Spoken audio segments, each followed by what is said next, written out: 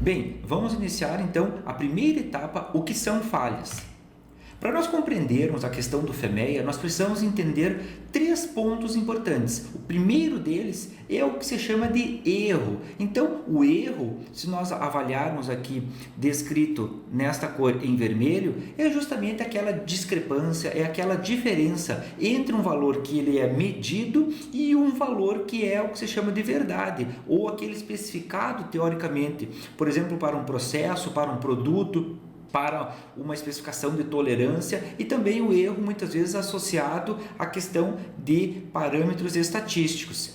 O segundo elemento extremamente importante para nós compreendermos a questão do FEMEA e todos os seus aspectos é a parte de falta. A falta, se nós trabalharmos nessas variáveis, justamente que tendo a relação entre o estado de um item que é caracterizado pela impossibilidade de desempenhar uma requerida função, ou seja, nós temos um limite superior, nós temos um limite inferior e nós temos aqui que é o que se chama de valor alvo. Dentro desse valor alvo nós temos o chamado desvio aceitável, o máximo e o mínimo que aquele valor alvo ele pode se comportar. E a falta é justamente aquele momento que ele está totalmente fora, está impossibilitado de desempenhar qualquer tipo de função. Pode ser para um produto, pode ser para um processo, pode ser para um serviço, um equipamento, uma máquina, um componente mecânico. Justamente ele está totalmente fora, impossibilitado de exercer qualquer tipo de função técnica ou alguma especificação para aquele componente que ele foi previamente projetado.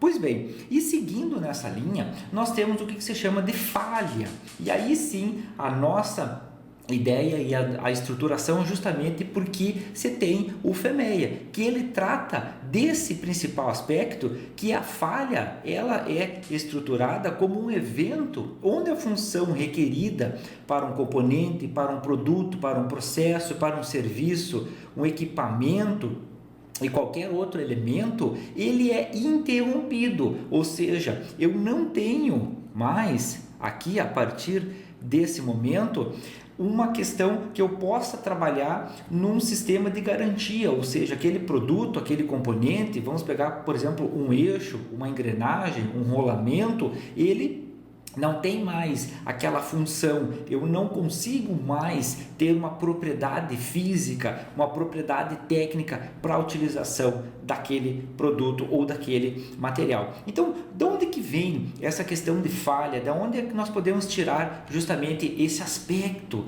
para trabalhar? E aí você pode estar perguntando, por que um componente, por que uma máquina, por que um equipamento, um produto, um processo, um serviço, ele apresenta esse estado de falha?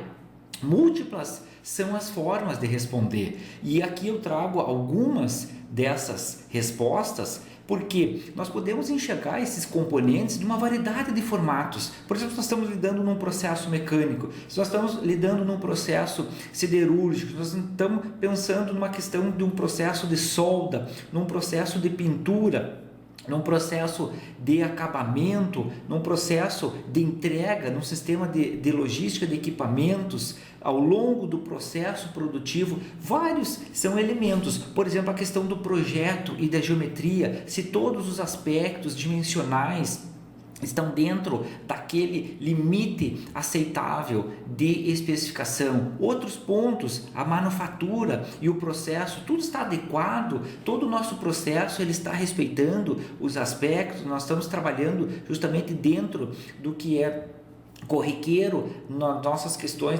por exemplo, de procedimentos operacional padrão, das instruções de trabalho em geral. Outros elementos, a propriedade do material, nós temos ela definida, nós conhecemos quais são as propriedades físicas, as propriedades químicas, as propriedades mecânicas desses materiais. Nós realizamos, por exemplo, ensaios de tensão e medição de tensão residual para uma questão muitas vezes de falha desse componente. Um outro detalhe, componentes adjacentes ou componentes associados àquele produto que nós estamos fazendo essa análise. Outro ponto importante para a questão de falha de algum componente é o momento da montagem. Todos os aspectos, os parâmetros, os procedimentos, eles estão sendo respeitados adequadamente para nós termos uma montagem totalmente uniforme e respeitando esses processos, essas instruções. Um outro elemento muito corriqueiro para a falha de um produto, de um processo, de um serviço é a condição de justamente que ele está em operação. É a condição que, por exemplo, um cliente ele está estabelecendo. Muitas vezes uma questão de um rolamento, ele é projetado para um número X de revoluções, um número X de horas de serviço. Então a condição aqui de trabalho, condição operacional, ela também tem que ser levada em consideração. Muitas vezes a questão de fazer uma manutenção, de respeitar a tolerância, por exemplo, na questão de temperatura, de atrito. Então, condições de serviço são um dos principais elementos que esse componente pode vir a apresentar uma falha. Outro elemento são as condições ambientais. Será que esse componente ele não está sendo exposto a um agente corrosivo? Ele não está sendo exposto a uma degradação? Ele não está sendo exposto a uma condição que está fora, uma condição severa ou mais severa do que ele foi projetado anteriormente? E aí fazendo o relacionamento, por exemplo, com questões de propriedades do material, com questões, por exemplo, de componentes adjacentes. Então, condições ambientais são elementos que levam a uma falha ou que podem acelerar esse elemento de falha.